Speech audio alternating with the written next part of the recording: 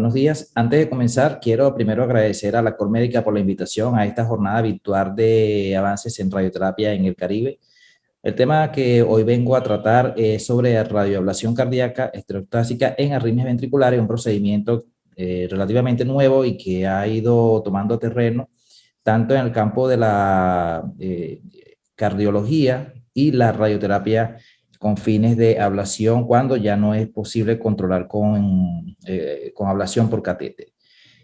Eh, el esquema que voy a utilizar durante el procedimiento, durante la charla, es primero hacer una revisión, lo que es la radioablación cardíaca para el tratamiento refractario de la taquicardia ventricular, el cual puede crear un flujo de trabajo clínico para futuras investigaciones y un seguimiento a largo plazo de estos pacientes tratados con radioterapia luego de presentar diagnóstico de arritmias cardíacas. También presentar una actualización sobre análisis secundarios, tanto clínicos como para física médica, avances para física médica y, obviamente, como ya lo mencioné, para futuras investigaciones sobre el procedimiento.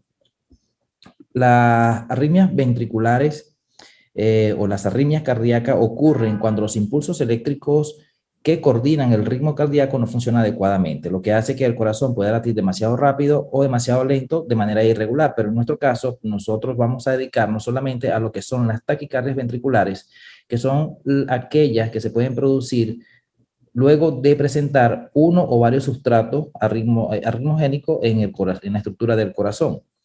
La taquicardia ventricular se puede presentar, o hay diferentes tipos por la cual se puede presentar, y esto puede incluir la miocardiopatía isquémica, que son los infartos al miocardio, la miocardiopatía no isquémica y las enfermedades infiltrativas en casos de tumores malignos. La taquicardia ventricular obviamente puede tener efectos como muerte súbita, necesidad y obviamente en casos muy complejos, pues necesidad de colocar un desfibrilador cardioversor implantable o tratar con medicación arrítmica y ablación con catéter.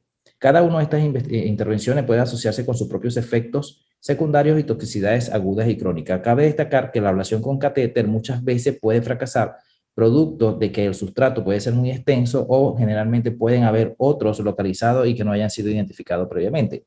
Y esto es lo que hace que haya una alta tasa de recurrencia de taquicardia ventricular, entre un 30 a un 60%, y son lo que representan limitaciones de los tratamientos actuales para esta condición clínica. Puede tener también muchas causas multifactoriales, como es la localización inaccesible en el caso del tratamiento con ablación por catéter, una ablación inadecuada en la cual nosotros no se puede llegar hasta ese sustrato debido a que hay una localización en la que no se puede llegar o porque es muy extenso. Todo va a depender también de si hay uno o varios focos de arritmogénicos. Ya lo había mencionado, el sustrato demasiado extenso, esto aumenta significativamente los eventos de taquicardia ventricular o fibrilación ventricular y los circuitos existentes no conocidos y cambios de sustrato que pueden aparecer incluso después de los tratamientos de un foco existente, pueden aparecer otros en el futuro. Los primeros trabajos que se realizaron con relación a la taquicardia ventricular, el doctor Kukulich hicieron una serie de casos donde luego lo describieron como buenos resultados y reportan este estudio en el 2017 donde se trabajaron 5 pacientes que presentaban taquicardia ventricular refractaria de alto riesgo, donde se sometieron a tratamiento entre abril y noviembre del 2015. 3 meses previo al tratamiento, en suma, tenían 6.577 eventos de taquicardia ventricular. 6 semanas después de la ablación, 680 eventos de la taquicardia ventricular, que fue durante el periodo de cegamiento, ese periodo de evaluación, y 6 semanas después de ese periodo de cegamiento hubo solamente 4 eventos de taquicardia ventricular para una reducción de un 99,9%. La reducción de los episodios de taquicardia ventricular ocurrieron en todos los pacientes. Esto quiere decir que pudieron controlar todos los eventos que tenían cada uno de estos pacientes. Y aquí podemos observar en la tabla de todas las características, tanto demográficas como clínicas que tenían estos pacientes. Se evaluaron pacientes entre 61 y 83 años. La mayoría de ellos, todos eran hombres, a una sola mujer se trató. Como podemos observar, habían pacientes variados, cardiopatía isquémica y cardiopatía no isquémica. Fíjense que lo importante aquí es ver, por ejemplo, muchas características en cuanto a la planificación del tratamiento, el volumen que se iba de ablativo, el tiempo de tratamiento, los tratamientos previos que se utilizaron antes del tratamiento y los números de episodios. Pero vamos a detenernos un poco sobre lo que es el volumen de ablación. El primer paciente que tenía un paciente de 61 años, un hombre de 61 años, el tiempo, el volumen de ablación fue de 51.3 mililitros. Otros más pequeños, por ejemplo, tenía 17.3, pero variaba y había uno, que era el paciente número 5, la paciente femenina de 83 años, un volumen bastante extenso de 81 mililitros. Y esto es importante porque los volúmenes pueden variar tanto dependiendo de la localización y si existen focos arritmogénicos que estén, obviamente porque sean muy extensos, pues se pueden localizar mucho mejor a través de estudios, resonancia magnética, o a través de otro estudio por mapeo que se pueden localizar y con esto podemos hacer la sumatoria de ese volumen y poder planificar sobre ello. Sin embargo, más adelante voy a mencionar un poco la experiencia que tenemos nosotros en República Dominicana, donde hemos tenido volúmenes un poco más pequeños. El procedimiento consiste en visualizar la cicatriz o la estructura que se quiere irradiar, bien sea por resonancia magnética, SPECT, por tomografía. Esta localización, una vez identificada, pues entonces se hace una planificación sobre una tomografía, puede realizarse con fusión de imagen, de hecho se realiza con fusión de imagen, se delimitan todas las estructuras que nosotros vamos a tener como órganos en riesgo y es importante señalar que en radioterapia las estructuras que vamos a delimitar para definir un volumen de tratamiento, tenemos que ser exactos y precisos y tomar en consideración los movimientos que pueden tener estos volúmenes durante la radioterapia, más que todo en el corazón. Y tomamos en cuenta que también el procedimiento se puede realizar bajo anestesia o se puede realizar en condiciones en que tengamos un paciente con un ritmo cardíaco un poco más lento, de manera de que podamos tener siempre atención al volumen que estamos irradiando. Fíjense que acá lo que ellos hicieron cuando ellos reportaron los datos previo al tratamiento y después del tratamiento. Fíjense que durante cada mes ellos evaluaron y después del tratamiento, al primer mes, ya empezaron a observar que todos los pacientes tenían control de la arritmia cardíaca hasta los 12 meses. Los eventos básicamente no fueron significativos, por lo que se concluyó en una reducción de las taquicardias ventriculares en más del 99%, 99,9%. Entonces, ¿qué deduce esto? Que el éxito con que en este trabajo realmente abre la puerta para que pueda existir otras investigaciones, otros trabajos en otras instituciones. Este trabajo, es una serie de casos de Chen. Realmente esta es la primera reunión de casos que se reportó en el 2019, un metaanálisis donde se reportaron trabajos desde el 2015, 2017 y algunos realizados en el 2018. Si podemos ver, aquí tenemos el trabajo de Kukulich, que fue la primera serie de casos donde se trabajaron los 5 pacientes con seguimiento a 12 meses. También tenemos el trabajo de Lut, donde vemos que se reportó un caso con seguimiento a 9 meses. El de trabajo del 2018, seguimiento a 4 meses. Aquí vemos que tuvimos el primer rescate de tratamiento, ¿verdad? Luego de la tormenta por taquicardia ventricular. Y así fueron reportados otros casos donde se reportó incluso hasta un 100% de la reducción de la taquicardia ventricular en un caso reportado por CEN en el 2019.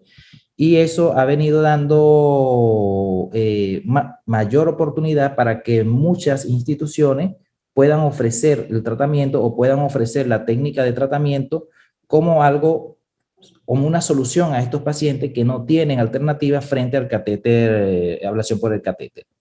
Lo que vemos aquí es también cómo esos mismos trabajos, ¿verdad? Las unidades de tratamiento que utilizaron para realizar la radioablación, la dosis que se realizó, que es una dosis de 25 Gray en una única fracción, y el equipo, por ejemplo, en estos casos utilizaron un CyberKnife, el Trubin, que son equipos donde tienen seguimiento por eh, eh, gating respiratory, y la variación que hubo también en el tiempo en que se trataron estos pacientes. Fíjense que tenemos acá 90 minutos, 114 minutos, 11 minutos, que fue el Trubin, el Truvin otro que tiene 15.3 minutos y el CyberKnife, el menor tiempo, lo tenemos acá en 45 minutos. Otros nos reportaron el tiempo, pero es importante tomar en consideración porque en ese periodo tenemos que tener certeza de que siempre vamos a tener el volumen dentro del área de irradiación.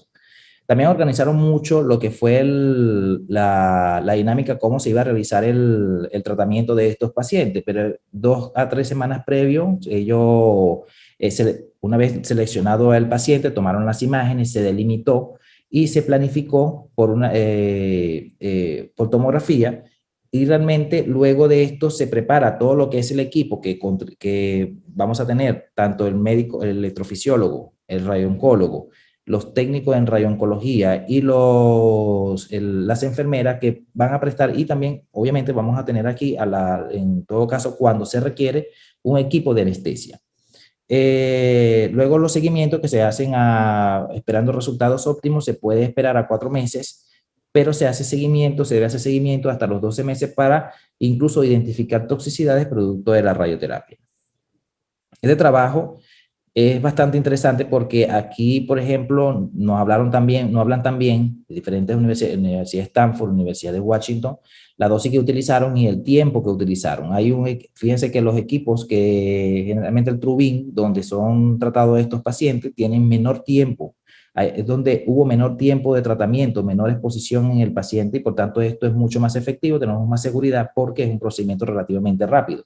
En el CyberKnife sí se tarda un poco más y puede llegar a tardar hasta 90 minutos. Los volúmenes de tratamiento también fueron aquí variados. Tenemos volúmenes que van desde 51.3 hasta, llevan otros 44.5 cc. Este fue un poco más pequeño, que fue 17.3 cc, pero realmente es muy variado y todo va a depender de la localización y también del volumen que se esté irradiando. Como podemos ver aquí, las recomendaciones que fueron tomadas para dosis única, ¿verdad? De los constraints que vamos a ver, es importante tomar en consideración, y nosotros tomamos las recomendaciones de este trabajo que nos muestra todas las estructuras que pueden estar en el área de tratamiento y con sus dosis limitantes. Y es importante tomar en consideración que fíjese que el corazón corazón completo debe recibir como en el punto máximo 22 Gray de los 25 que se planifican en ese volumen de tratamiento.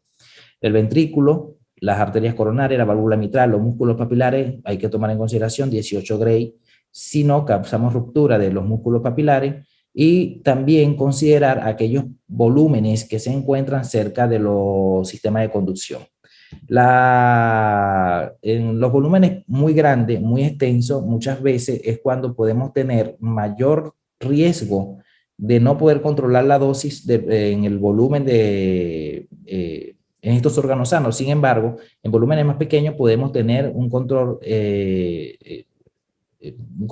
realmente favorable para poder hacer una planificación segura. La dosis en el esófago, la dosis en los pulmones, en la tráquea, en los grandes vasos. Generalmente son dosis importantes. Fíjense que todas representan por lo menos la mitad de lo que vamos a definir en el volumen de tratamiento, los 25 Grays. Este trabajo, por ejemplo, habla de los beneficios de la ablación por el catéter y la ablación y la radioterapia ablativa.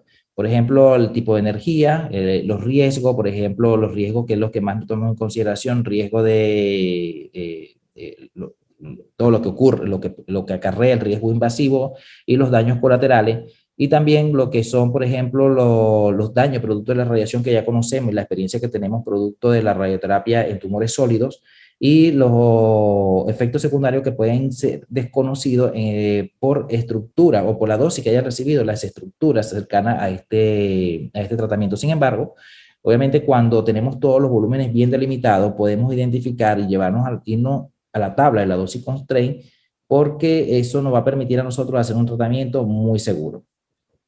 En República Dominicana, en octubre del 2020 hicimos nuestro primer procedimiento, siendo los pioneros en toda Latinoamérica, luego de intensas reuniones de trabajo que fue realizada por el grupo de Clínica Abreu Sede de Radioterapia y el grupo de Arritmias RD. Entonces, ambos grupos, durante mucho trabajo, durante muchos meses estuvimos trabajando y reuniendo toda la serie de datos que fueron publicadas para ver qué podíamos ofrecer a aquellos pacientes que en el país no tenían resultados con la ablación por el catéter. Entonces, luego de todo esto hemos procedido a realizar y tenemos la experiencia ya con un paciente el cual ha sido tratado.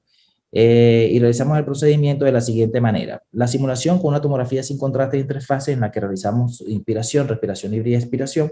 Y después una tomografía con contraste en un tomógrafo de 128 cortes. Aquí obtuvimos una buena imagen. La lesión de este paciente particularmente estaba localizada en el tracto de salida de los vasos sanguíneos y allí localizamos un volumen muy pequeño y el área que no había podido ser, no había podido ser tratada por el catéter. Luego de delimitar ese volumen y de localizarlo, pues delimitamos todas las estructuras sanas, incluyendo principalmente muy bien localizadas lo que son las estructuras del corazón, las cámaras del corazón, para poder tener una certeza sobre lo que vamos a irradiar.